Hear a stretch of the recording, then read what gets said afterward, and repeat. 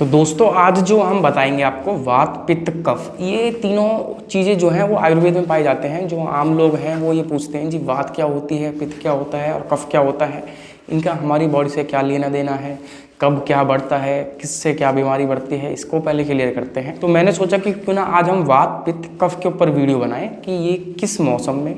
किस अवस्था में और दिन में किस प्रकार से ये चेंज होते रहते हैं, और जो हम खाना खाते हैं या विहार करते हैं उसके दौरान कि किस अवस्था से किस प्रकार से वात बढ़ता है या पित्त बढ़ता है या कफ बढ़ता है, इस चीज़ को क्लियर करते हैं। तो आइए जानते हैं सबसे पहले कि जो भी मनुष्य जो होता है वो जब बाल्यावस्था में पाया जाता है तो उस समय उस व्यक्ति के अंदर सबसे ज़्यादा कफ की मात्रा होती है, क्योंकि वो उस समय दूध के ऊपर निर्भर होता है और दूध के निर्भर होने के साथ साथ बॉडी के अंदर जो है वो क्षारीय पदार्थ बढ़ते जाते हैं और उसकी जो बॉडी है वो उतना ज़्यादा मूव नहीं करती है, यानी कि एक्टिव नहीं होती जितना कि एक युवावस्था में होती है। तो इसलिए उसकी बॉडी में क्षारीय पदार्थ बनते रहते हैं और कफ की मात्रा अधिक रहती है। उसी की जगह यदि हम देखें कि किशोरावस्था में यानी कि टीन एज में जब हम आ जाते हैं तो उस समय क्या होता है कि बॉडी बहुत ज़्यादा एक्टिव रहती है। वो किस कारण से, उस समय जो हमारी बॉडी होती है जब हम युवावस्था में होते हैं हमारी बॉडी के अंदर पित्त जो है वो तेज़ी से बढ़ना शुरू हो जाता है और जितना ज़्यादा पित्त बढ़ता है उतनी ज़्यादा धातुएं मजबूत होती हैं, उतना ज़्यादा रक्त बनता है, उतना ज़्यादा विकास हमारी बॉडी का होता है और उतनी ही ज़्यादा हमारी बुद्धि विकसित होती है। तो पित्त बनना भी हमारी बॉडी के लिए बहुत ज़रूरी है कि जैसे जैसे हमारी बॉडी में बढ़ना शुरू होता है तो क्या होता है कि ऑटोमेटिकली हमारी जो मांसपेशियां हैं, हमारा शरीर है वो भी विकसित होता है, खून की मात्रा बढ़ती है जिससे अंगों का पूर्ण विकास होना शुरू हो जाता है, जो कि टीन एज में पाया भी जाता है। इसी के साथ साथ जब हम यानी कि जो भी हम काम करते हैं, जैसे कि कोई हम गेम खेलते हैं तो वो उस अवस्था में हम बहुत ज़्यादा खेलते हैं, या फिर कोई भी एक्टिविटी करते हैं तो वो युवावस्था में सबसे ज़्यादा होती है। तो जितनी भी एक्टिविटी हमें करनी हो, पढ़ना हो, खेलना हो, कूदना हो, कोई भी चीज़ करनी हो या फिर कोई नया व्यवसाय क्यों ना करना हो हमें युवावस्था में, तो वो सभी की सभी चीज़ पित्त की वजह से उस समय में कामयाब हो जाती हैं।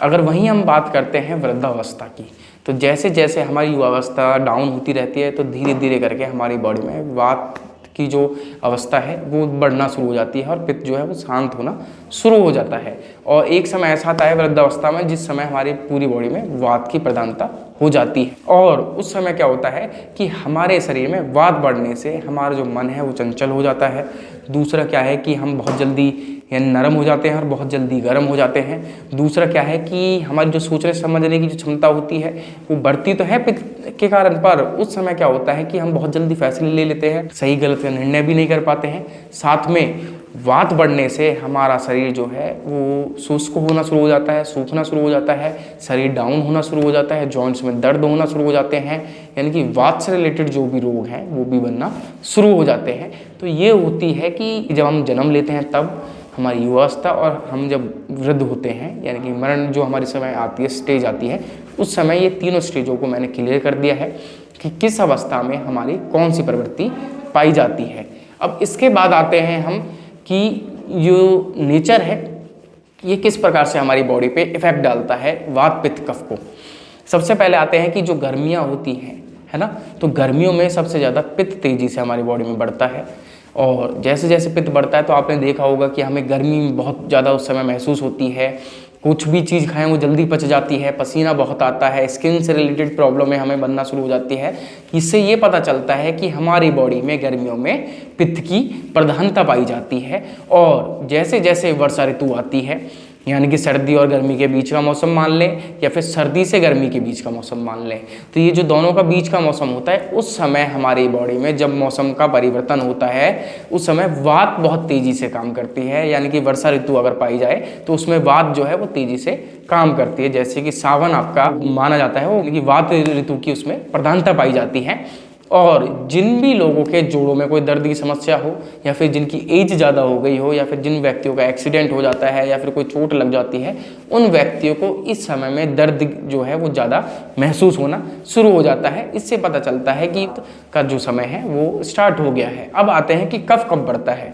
जब हमारे यानी कि सर्दियाँ आती हैं लगभग नवंबर या दिसंबर से लेकर जनवरी फरवरी तक, ये 3-4 महीने जो होते हैं हमारे वो कफ प्रधानता के होते हैं। इस समय हमारी बॉडी जो है वो ऑटोमेटिक हैवी हैवी होना शुरू हो जाती है और इस समय हमारा जो भोजन है वो पचना भी शुरू हो जाता है। ये वो समय है जिस समय हमारा वेट भी तेजी से बढ़ना शुरू हो जाता है। क्यों? क्योंकि कफ की मात्रा अधिक हो जाती है और जो हमारे वजन को बढ़ाने में मदद करती है। और इस प्रकार से जो ये हमारे मौसम होते हैं ये 3 प्रकार से हमारी बॉडी पे वात पित्त कफ पे यानी कि प्रकोप डालते हैं, या फिर ये बोल सकते हैं कि हमारी बॉडी को 3 प्रकार से प्रभाव डालते हैं। अब हम आते हैं प्रतिदिन पे कि दिन में हमारे कब कब वात पित्त कफ हमारी बॉडी को एक्टिव करते हैं यानी कि उसको प्रभाव डालते हैं। तो ये दिन में इस प्रकार से होता है कि जैसे ही सूरज निकलता है उस समय, यानी कि जो हमारा एक तरह से हम ब्रह्म मुहूर्त मान लेते हैं, जैसे ही ब्रह्म मुहूर्त घटना शुरू होता है और सूरज निकलना शुरू होता है यानी प्रथम पहर जो होता है हमारा, उस समय बॉडी में सबसे ज़्यादा कफ की अधिकता पाई जाती है ना। तो कफ की अधिकता पाई जाने के कारण उस समय आप देखोगे कि आलस से बॉडी में भरा रहता है, शरीर थका थका सा महसूस होता है, यानी कि थका ना हो तो भारीपन महसूस होता है और इतना ज़्यादा एक्टिव नहीं होता है जितना कि सूरज निकलने के बाद होता है। यानी कि 8-9 बजे के बाद जो एक्टिवनेस आती है बॉडी में, वो उतनी एक्टिवनेस जो है हमारी बॉडी में वो नहीं होती। और जैसे जैसे कफ की जो प्रथम पहर खत्म होता है, दूसरा पहर चलता है या फिर मध्य जो दिन आता है, मध्य समय जो आता है यानी कि दोपहर का जो समय आता है, उस समय बॉडी में जो पित्त है वो बहुत तेजी से बढ़ना शुरू हो जाता है। क्यों? क्योंकि उस समय जो सूरज है उसका तेज भी पूर्ण रूप से आसमान में आ जाता है, जिसके कारण हमारा जो पित्त है वो तेजी से बढ़ जाता है। और उसी के बाद धीरे धीरे जब हम आगे बढ़ते हैं तो देखते हैं कि जैसे ही शाम होना शुरू हो जाती है तो हमारी बॉडी में वात का जो प्रकोप है यानी कि वात का प्रकोप हम बोलेंगे वो बढ़ना शुरू हो जाता है और वात की जो शक्तियां हैं यानी कि जो प्रभाव हैं वो बॉडी पे दिखना शुरू हो जाते हैं। और उसी के साथ साथ वो धीरे धीरे करके शाम को एक रात्रि तक यानी कि रात्रि के जो पहला या दूसरा पहर है उसके बीच तक रहता है। उसके बाद फिर से कफ कुछ समय के लिए बढ़ जाता है यानी कि रात को बीच रात में यानी कि 12 बजे के आसपास फिर से वापस कफ की जो मात्रा है वो तेजी से बढ़ना शुरू हो जाती है। उसके बाद जो लास्ट के जो 2 पहर होते हैं यानी कि ब्रह्म मुहूर्त और जो उससे पहले का जो पहर होता है, उन दोनों पहरों में क्या होता है कि जो वात है वो तेजी से वापस बॉडी में बनना शुरू हो जाती है। यानी कि एक सर्कल चलता है कि वात फिर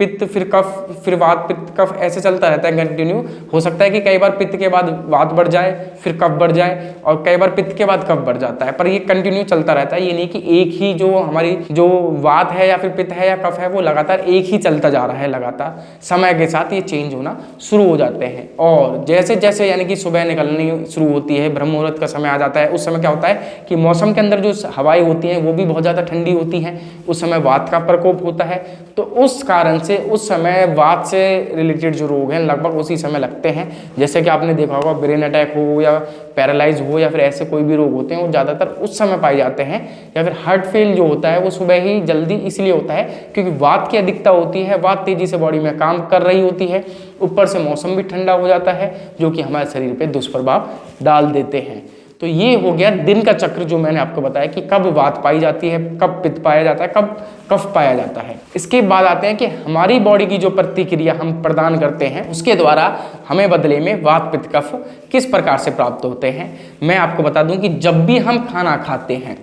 हाँ जी, जब भी हम खाना खाने बैठते हैं उस समय हमारी बॉडी में कफ की मात्रा अधिक होती है। क्यों? क्योंकि जैसे जैसे हम खाने को चबाते हैं तो क्षारीय जो यानी कि जो हमारी लार निकलती है क्षारीय वो बढ़ना शुरू हो जाती है और वो खाने के साथ मिलके भोजन को आमाशय में पहुंचाना शुरू कर देती है। ऐसा करने से क्या होता है कि आमाशय में जाके लार यानी कि जो क्षारीय पदार्थ है वो उसमें मिल जाता है और उसकी अधिकता हो जाती है और भोजन जो है वो मीठे रस में कन्वर्ट हो जाता है। यानी कि इस समय जो है जब तक भोजन मीठा ना हो जाए तब तक बॉडी में कफ की प्रधानता अधिक रहती है। जैसे ही भोजन मीठा हो गया और वो यानी कि पचने के लिए आगे गया यानी कि जठराग्नि की तरफ बढ़ा तो उस समय इसमें पित्त मिल जाता है, पित्त की थैली से निकल के, और धीरे धीरे जैसे इसमें पित्त मिलना शुरू होता है यानी कि रस मिलने शुरू होते हैं जो भोजन को पचाते हैं यानी कि भोजन को भस्म करते हैं और उसके पोषक तत्वों को लेना शुरू करते हैं। उस समय धीरे धीरे पित्त बढ़ना शुरू हो जाता है। उसके बाद भोजन जब तक हमारे यानी कि आंतों में नहीं पहुंच जाए, बड़ी आंत में या छोटी आंत में भोजन जब तक नहीं पहुंच जाता तब तक बॉडी में पित्त तेजी से बढ़ता रहता है और उसको बिल्कुल ही उसके मिनरल्स को निकालना शुरू कर देता है। भोजन को अच्छे से पचाने का काम पित्त करता है, बिल्कुल उसको पचा देता है। उसके बाद उनके जो न्यूट्रिशंस होते हैं वो क्या करते हैं कि जब आंतों में जब भोजन पहुंच जाता है वात की सहायता से वो वहाँ से निकल के धातुओं का रूप लेना, मिनरल्स का रूप लेना और विटामिन्स का रूप लेना शुरू कर देता है, जो भोजन हमने पचाया है। और जो हमारा जो मलमूत्र है उसको बाहर निकालने के लिए वात उसमें मदद करती है। यानी कि जब भोजन अच्छे से पच जाएगा और उसका जो वेस्ट निकल जाएगा, उस समय हमारे बॉडी में वात तेजी से बढ़ जाती है। तो ये था आज का हमारा जो सेशन था, ये वात पित्त कफ के ऊपर था कि कौन से मौसम में, किस अवस्था में, किस क्रिया को करने के बाद कब कौन सा चीज़ बढ़ती है, वो मैंने आज आपको क्लियर करी। इसके बाद हम आपको डाइट के प्लान के बारे में बताएंगे और नीचे दिए गए नंबर पे आप कमेंट करके मुझसे पूछ सकते हैं यदि आपको कोई सवाल करना है। और हमारे चैनल को जरूर आप लाइक कीजिए, सब्सक्राइब कीजिए। नमस्कार।